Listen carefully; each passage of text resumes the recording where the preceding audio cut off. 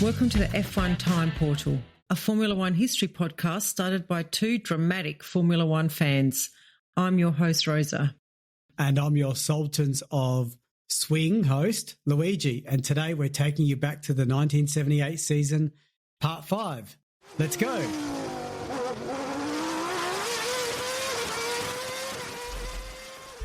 Okay, take 2 on Sweden. Yes. And I couldn't think you picked a good word for the fan car. Yeah. I tried to think if Sultans of Swing could I have fans swing? Oh, like, the old school standing fans. Yes. Yeah, well, let's get into it because I think we're going to take a while talking about this. Maybe, yeah.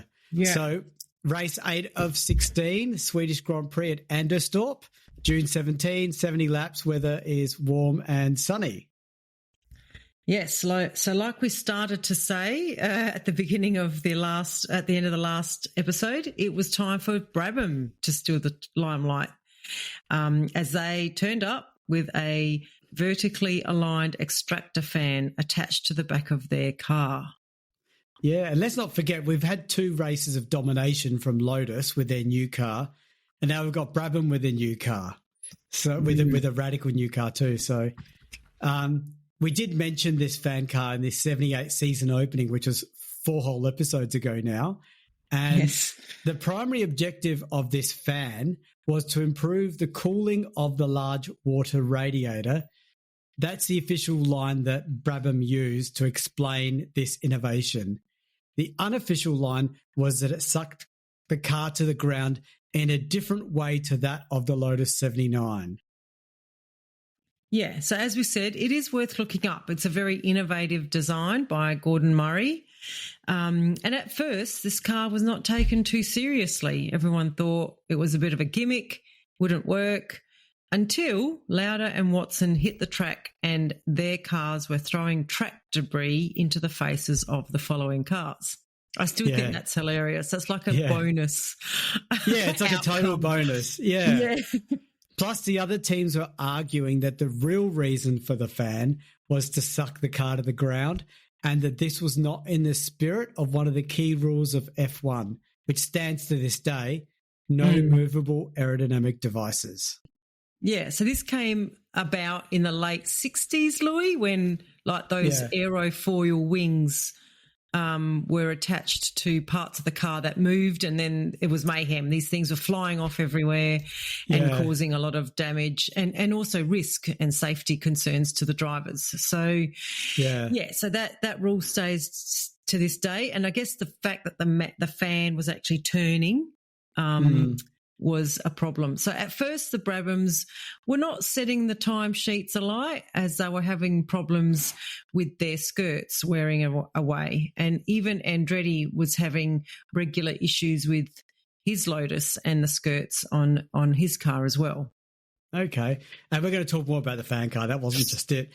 But this meant that there's more to come. There's more to come. Yeah. So with these little dramas that were going on with the Lotus team, with the skirts and the Brabham team not looking particularly good initially, this meant that Reutemann was setting competitive times and was the early pace setter. But that would not last long because Andretti would eventually resolve his car issues from the morning, and then he immediately set a time that was leagues ahead of the rest. So at the end of the first day, the Brabhams were still well off the pace in 9th and 10th position. Patrese and Jones were the winners of the Goodyear standard tyre battle, and they were winners of the better Goodyear tyres for this next practice day. And congratulations to them. And when that next practice day came, the final hour of practice was when the Brabham team really shone, and the times they set were enough to claim second and third on the grid, with Andretti still holding pole by 0.7 seconds. So it was Andretti on pole, then Watson and Lauda in the Brabhams, followed by Peterson in the other Lotus. The standout performance was Patrese in the Arrows, taking full advantage of that superior Goodyear tyre. Yeah, and the early pace setters Ferrari from the first day, well, that would end up in 7th and 8th, with Villeneuve only just ahead of Reutemann. And I would say before we go to the race review, I wonder if this Brabham car, if it qualified like 7th and 8th, would it have got much attention? But let's keep going. Probably not, I would say. Yeah. On race day, the concerns about the Brabham fan car came to a head when a group of team managers combined and lodged an official complaint stating that the Brabham cars should not be allowed to start. Here we go, Louis. Yeah, so the race organisers calmly rejected their protest, and the word calmly is from Mike Lang, but it's a very powerful word, isn't it? So the race would proceed as normal. Yeah, I don't know about normal, Louis, because when the light went green, Watson momentarily paused, which enabled Andretti to charge into an undisputed lead, with Lauda following. Even Patrese pulled up alongside the sluggish Watson, but Watson managed to hold onto third place, but only just. So Patrese slotted into fourth then, with Peterson in fifth, while up front, Andretti and Lauda were in a league of their own and they were starting to pull away from the rest, while Watson was battling to fend off the close and aggressive attention of Patrese in the Arrows. It's funny to hear of Patrese in this light. Why? Because you remember him differently? Yeah. Not as an aggressive young driver? No, not at all. So my memories of him is that of a moderate journeyman driver. Like if I think of the 80s and 90s and my perspective, I guess. Yeah. And here we are seeing him being referred to as aggressive and is really outperforming that Arrows. As we know, he nearly won a race earlier this year, as we know. And he's pushing all these much stronger cars. So it really changes your perspective of a driver, doesn't it? Yeah, yeah. I don't remember him being a driver that had a lot of success when I was watching him. So, yeah, it is interesting. Yeah. Well, Patrese finally took third place when Watson overdid things and ran wide. No doubt because of the pressure that Patrese was putting him under. Watson would soon fall back behind Peterson as well. So by lap 10, Peterson himself caught and passed Patrese in his Lotus 79, which is not all that surprising considering that Arrows is quite a midfield car and that Lotus 79 is the car of 1978. Really it is. But then Patrese passed him back again as Peterson suddenly had a puncture to contend with. Watson even had a recovery drive and caught back up to Patrese, but when Patrese missed a gear change, it forced Watson off the track and he fell back with car issues as a result. So this meant that Patrese was now in a lonely third place, well behind the battling duo of Andretti and Lauda. Meanwhile, Peterson, who was now in eighth, was in a charge. And having changed tyres, this meant that the Swedish crowd was very excited to see their star driver coming through. Yeah. Up front at the 37-lap mark of a 70-lap race, Lauda finally got the chance he'd been waiting for while sitting on Andretti's tail. Andretti went marginally offline, and in that one moment it took him to correct this. Lauda got alongside and shot past into the lead. Again, marks of a great driver, Louis. Yeah, and let's not forget Lotus have dominated the last two races. Yes. So this is impressive that Lauda was even on his tail, let alone this pass. Yes. So Lauda would proceed to pull away from that dominant Lotus, strongly assisted by the superior cornering speeds of the Brabham, which is ironic considering that was also a strength of the Lotus 79 with Andretti. That's right. Well, it's because of the fan, Louis. The fan was doing its job. Yeah. Andretti, realising he had no choice, had to settle for second place until lap 47 when his Cosworth engine suddenly blew. It's probably because there was some debris going in it, Lloyd. Yeah. Yeah. A leaf went in there or something. Yeah, every leaf. Yeah. So this left Lauda in the lead by himself, with Patrese some way back in second place, in fact, nearly a lap behind. That's the domination of that fan car. Yeah. So Patrese was lucky to be there, though, because Jones in the Williams had managed to pass Patrese, and Patrese accidentally hit the back of Jones, which then caused Jones to spin off, and he would soon retire. So a little bit of drama in the lower podium positions. Yes. Peterson, having changed his tyres earlier, was still on a charge and now had Patrese in his sights. Meanwhile, Lauda was cruising to this certain victory. Most attention was now on the huge battle raging for fourth between Laffite, Tombe, Regazzoni, Hunt and Fittipaldi. Haven't said his name for a while. These drivers were literally nose to tail. By lap 60, Peterson had finally caught Patrese, and before he could challenge him for second place, Peterson was badly balked by a backmarker. And then when Peterson took longer to lap Hunt, it gave Patrese the space he needed. Yeah, so this is before blue flags, we think. Although I think we did see, we have seen blue flags. I'll make a bet it's not consistent, that's for sure. Yeah. So at the start of the final lap, Peterson was back on Patrese's rear wing. So his charge really took him up there. And Peterson was trying every trick in the book to take second place. And Patrese was himself doing all he could do to keep the superior Lotus 79 behind him, which according to Mike Lang included weaving tactics. Oh, come on, Mike Lang. Back off. Yeah. Peterson still pulled up alongside Patrese on the run to the finish line, but Patrese held on by 0.1 of a second. This exciting battle for second meant Lauda's win in the fan car was almost overlooked. Even the battle for fourth was super tight, with Tombe getting the honours in fourth in the McLaren, Regazzoni was fifth and Fittipaldi sixth. What was that, Rosa? You want to know where Ferrari finished? No, not particularly, Louis. No, I don't want to. Let's just keep going, please. Next race. Yeah, they finished 9th and 10th. Yeah. I mean, we said at the beginning of this season that it was going to be a fight between Ferrari and Lotus, and Ferrari have I think they won one race at the beginning with Reutemann winning his home race, and then nothing pretty much. Yeah, well, I think Reutemann won a couple early on. He won. Did he? Race 2 and race 4. Yeah. Oh, there you go. Well, so the championship standings are Andretti first on 36, Peterson second on 30, Lauda now third on 25, Depailler fourth on 23. And on the constructors, we've got Lotus on 49, Brabham on 31, Tyrrell on 25 and Ferrari on 22. Okay, now we haven't finished with the fan car because that's going to continue next race. So, Rosa, we're up to race 9 of 16, the French Grand Prix. It's at Paul Ricard, July 2, 54 laps, and the weather was hot. So we said the last race was going to be the big talk, but the talk is really here, isn't it?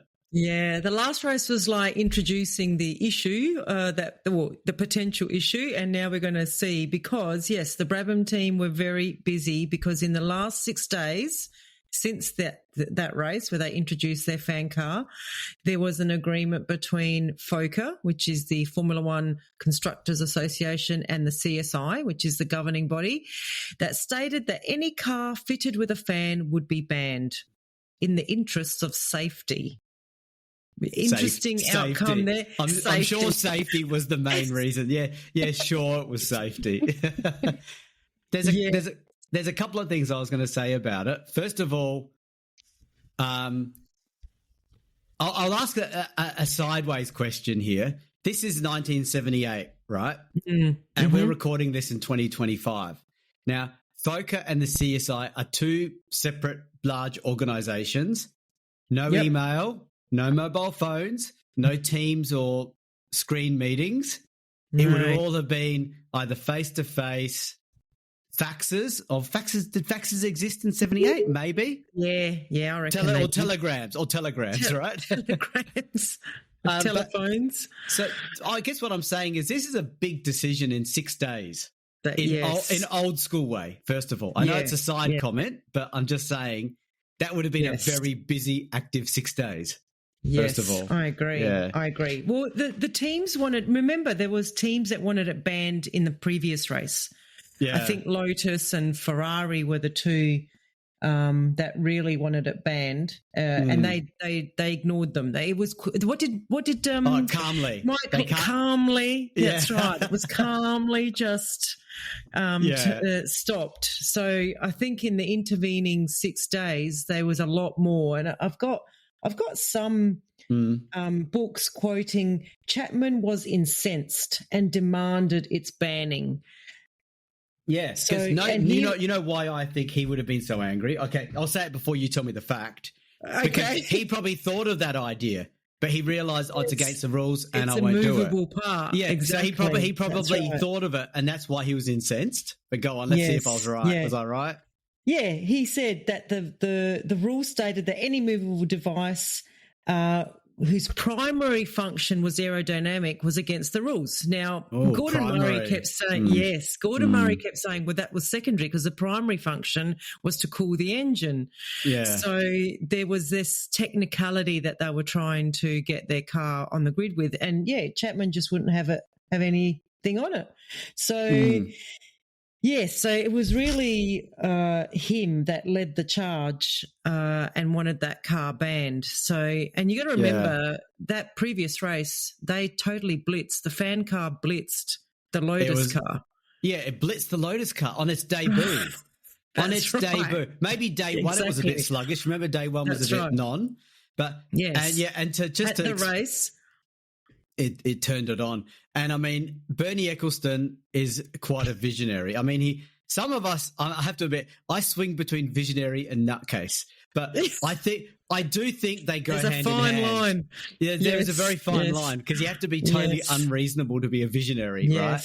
And in that regard, Bernie had a vision to take Formula One somewhere special, which he did do. So kudos to him. And he's extremely wealthy from it. But he had a bigger vision to essentially take control of the licensing of Formula One. And the only way he could do that was having all the support of the teams. So it's interesting here. This is where it gets political, and this is where I get a really ugly feeling in my stomach and a really awful taste in my mouth, because this is now the interests of one person being put above the competition. And the formula rules. So the FOCA and CSI had already said that the car was legal, like that they had made that decision last race, beforehand. Right? Yeah. Oh, I don't know if it was both of them. I think that the race organisers. Because I don't know if FOCA weren't. Their members, i.e. the teams, were complaining. Yes. Do you get what I mean? Right, yeah. Exactly. So in this book that I have, this is what, shall I read this and then you can tell me your thoughts?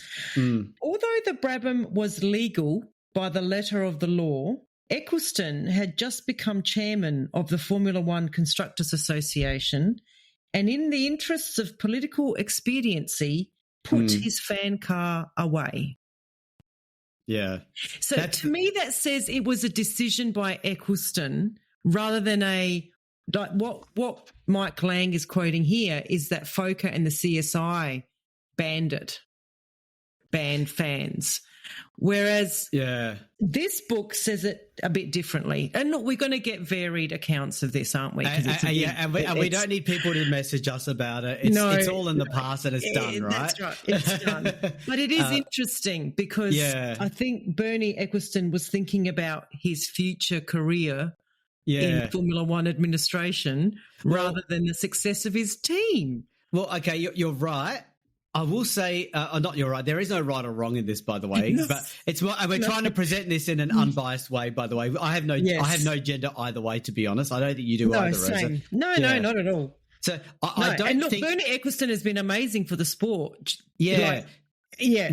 So I mean, you said in the interests of one. Well, okay, he had the interests of FOCA unity because FOCA may have broken up because of this. Number one, and if there's no FOCA, then there was no way he was able to control the licensing and escalate Formula One to a greater degree. I know. Which benefited F1, not just him. But yes, he became extremely rich, but powerful.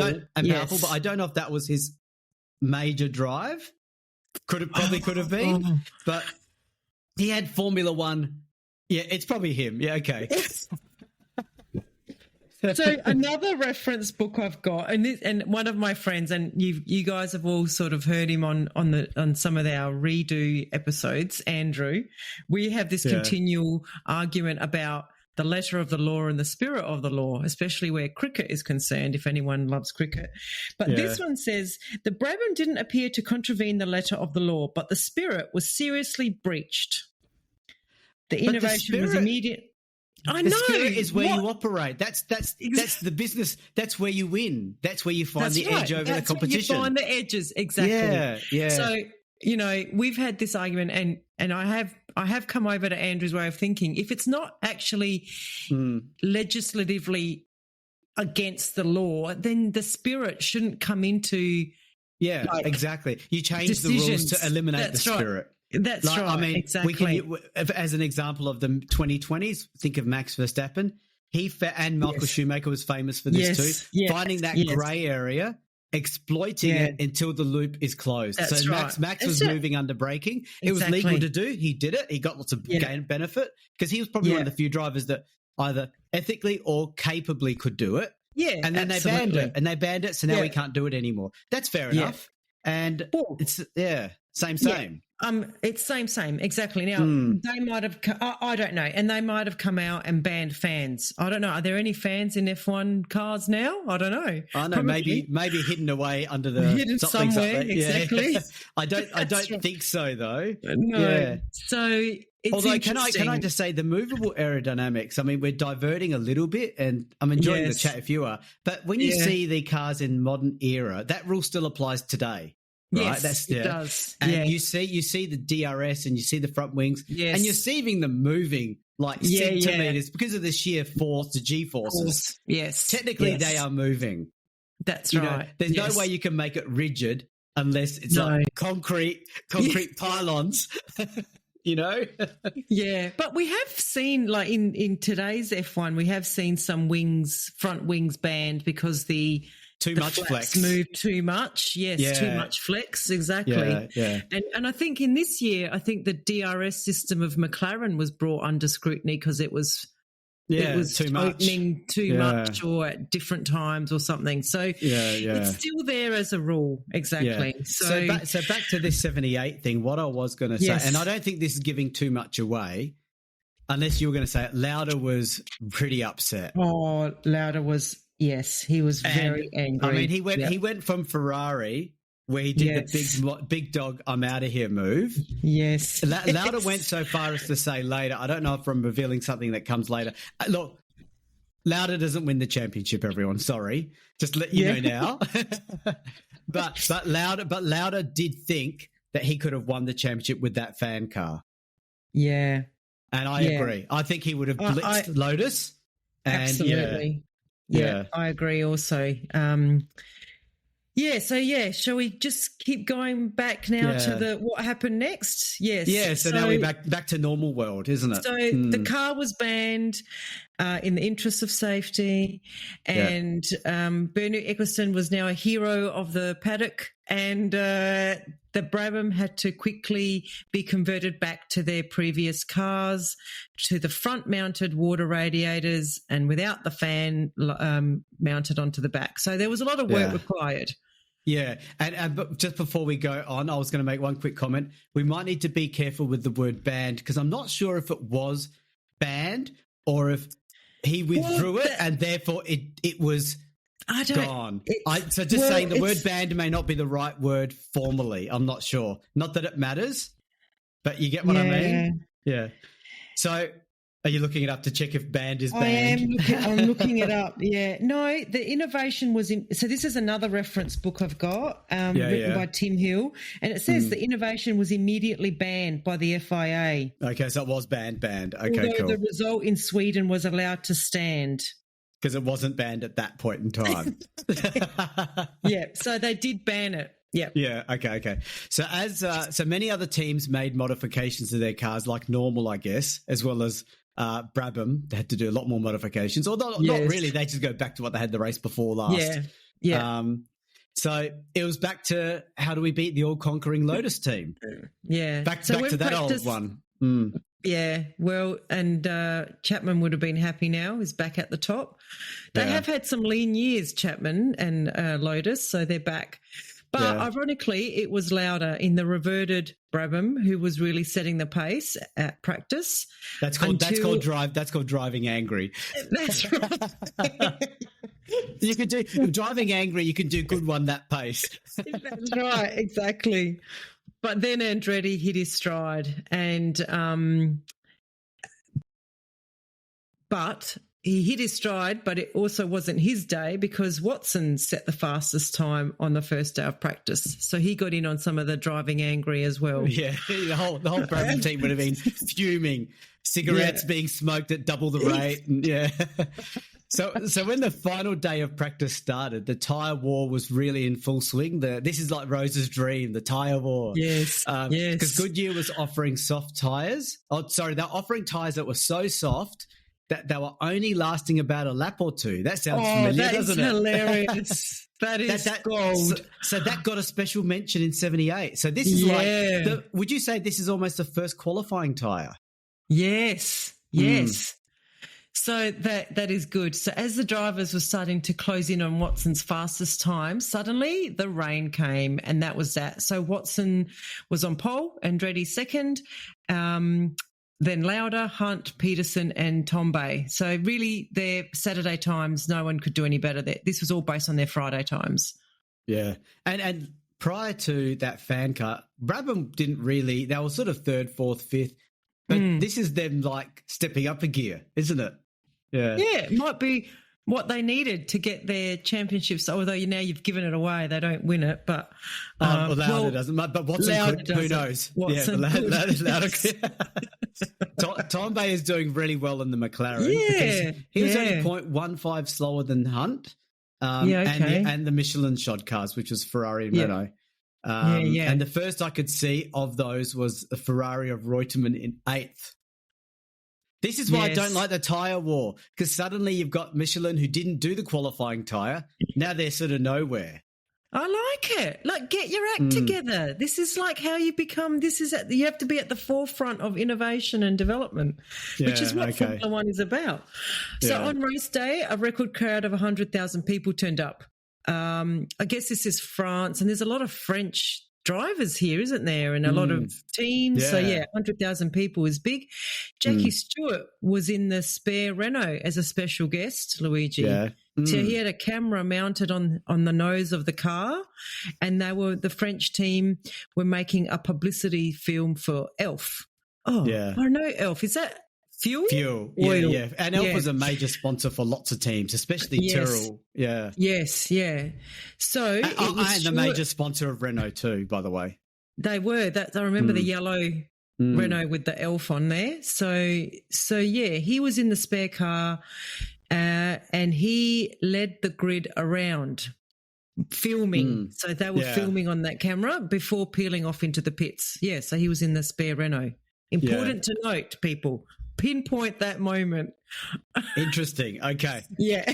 So it would have been amazing if Stuart went all rogue, right? Yeah. And he went onto the start-finish line waiting for the green light. Now, I wonder if they would have just kept going. I mean, he wouldn't have been able to go fast enough with the camera on his car. And we're talking not 2025 micro camera. We're probably talking like it was probably half a meter sized camera. That's right. So it's a race start? Oh, yeah. That's me again, isn't it? It is, yeah. So at the race start, Watson and Andretti charged off the line together, side by side, but it was Watson who just managed to hold off Andretti to take the lead. He had the better racing line, having been in pole position. So Hunt, meanwhile, tried to follow Watson through to take second from Andretti. And those two, Andretti and Hunt, have had a few incidences in the last few years. But he was caught out by Lauder on his outside, which caused him to slip back from 4th to 6th. This is why Formula One is so cool, because starts. All this sort of stuff happens. Yes, it does, Louis. On the back straight, Andretti was right on Watson's tail. And at the end of the back straight, Andretti cleanly passed Watson to take the lead. Yeah, so that ground force is still working for them on that straight line. So ground by effect, the end of the first... Yeah, ground effect, yes. Yeah. What did I say? Ground force. So by the end of the first lap, Andretti was leading, followed by Watson, then Tombe in that McLaren, Lauda, Peterson and Hunt. Yeah, and unfortunately, Paul Jabouillet was to become the first to retire. This is at France, remember. This is, Renault. As his car was billowing out blue smoke, and he was even doing so on the pace lap. So he couldn't change to his spare car. So do you want to guess why he couldn't change to his spare car, Rosa? I think I have a good idea, Louis, but tell me why he couldn't change to his spare car. Was it because there was extra weight mounted on it? Yeah, it's the funniest reason. His spare car was attached to all the filming equipment, the car that Jackie Stewart was driving. So that cost him a race start. It cost him a race start. I know, that's why I said everyone pin this moment. Yeah. Poor Jabouillet in his home race. He had to stop racing. Yeah. So that film had better been worth it. It better have got them like a lot of sponsorship. Yeah. So during the first 7 laps, Watson was doing his best to hold on to the Lotus, but there was little he could do. Andretti was simply pulling away, as he's done pretty much all season, and he now had Lauda on his tail. So Watson waved him through to see if he could do anything about the leading Lotus of Andretti. That's interesting. So cool. Do you think? Yeah, no team radio, just just working together. Go ahead. Wow. Yeah. It's old makes school. My heart. Yeah. Yeah. It makes my heart glow. Yeah. Okay, so this is where he made an error, though. So he left too much of a gap. This is Watson. Uh-oh. And before he could do anything about it, I want to say gap to let Lauda through and see what he could do about the Lotus. Before he could do anything about it, Peterson also swept past Watson. And that's in the other Lotus. And to make matters even worse, the whole move was a waste because Lauda was running into engine trouble as puffs of smoke came out of his car and he would shortly retire. So he waved through a competitor, essentially. And lost another spot because Peterson came through as well. And that Lotus would not be an easy car to pass. No. So, yeah. Tombe went into the pits also due to a deflating rear tyre, and this finally freed up Hunt, who was being held up by his teammate. So in a few minutes, the leaderboard changed quite dramatically. Yeah, so we had, other than Andretti leading, we now had Peterson in second place. He was pulling away from Watson. Hunt was fourth, 2 seconds behind Watson. Then Alan Jones and Jody Scheckter in the Wolf. Hunt, meanwhile, was on a charge, still fuming about being boxed in at the start and forced back to 6th. He passed Watson on lap 16 and even started closing in on Peterson. Meanwhile, Peterson was closing in on Andretti. So this situation would remain until half distance, by which time the 3 leading cars were virtually nose to tail. And while this excitement was brewing, Jones was also on a charge and he also caught up to Watson. So it's becoming a bit of an exciting race, isn't it? Well, yes, unless you're a Ferrari fan. So best to not even forget this day ever happened. They were having serious tyre issues with their Michelins, and they were both at the back of the field, having already had 2 pit stops, and they were a lap behind the race leaders. Isn't that what you wanted? You wanted this tyre war. This is what you get. They have to be good tyres. So weren't Ferrari actually competitive earlier this year with those Michelin tyres? Yes, I think. Well, Reutemann had won 2 of the first 4 races, I think. So yeah. I know. This is weird. Like, what's happened? They've gone backward in the tyre war, big time. They have. Yeah. So let's focus on the front, though. So during the second half of the race, Peterson's car was starting to have some serious oversteer issues, but it's still not enough to let Hunt pass. Well, Hunt was virtually touching Peterson's gearbox on many occasions, especially as they were lapping other cars. The spectators were really being treated to fantastic races with these cars circling nose to tail. Yeah, it's been ages since we've seen Hunt in contention. So it's also exciting. Meanwhile, Jones was persistently attacking Watson's fourth place in the meantime. Yeah, the battle with this leading trio continued unabated right up until the last lap, until Hunt on the verge of a bilious attack, Louis. What does that mean? It means he was about to vomit. Wow. Yeah. Okay. And that caused him to spin. Wow, the human element. I mean, that shows how hard these guys are trying, you know? I know. Yeah. So he was able to luckily not go off. He spun, but he was able to get back in the right direction. Yeah. But yeah, that's what I happened. wonder what would have made him vomit. Interesting. I mean, exhaustion, dehydration. It was hot, remember? A hangover? Yeah, let's just tell the truth. Yeah, probably a hangover. Yeah, yeah. And I'm imagining when he knows he's not in the championship contention, which he's not this season, he probably is partying a little bit harder than he should. Yeah. Yes. So Watson and Jones were over 30 seconds away now, so he was at least able to continue on in this like a safe third place. Okay, so we have another Lotus 1-2 demonstration with the only two cars.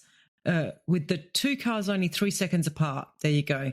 After Hunt, Watson was holding on to fourth with Jones still right on his tail. So Scheckter would take the final point in sixth place, and Villeneuve would finish 12th, 1 lap behind, and Reutemann in 18th, 5 laps behind. Oh, that's a killer. Yeah. However, Reutemann would claim the fastest lap using some really soft Michelin tyres. So because there's been a lot... there is because this race has had so much going on. Just want to remind everyone that Andretti did win the race, and Peterson did come second. So it's a Lotus 1-2. Yes, it's a Lotus 1-2. Yes, that's right. And Hunt third, obviously. Yeah, after not throwing up. Yeah. So yes, to the championship standings in the drivers, we've got Mario Andretti first on 45, Peterson second on 36, Lauda third on 25, and then in the constructors, Lotus is on 58, Brabham is on 34, and Tyrrell is on 25. Cool. All right, so we might leave it there. I think we did a lot of talking about other things in that episode. So we'll leave it there and we'll come back for the British Grand Prix. Okay, thanks. Bye, everyone. Bye.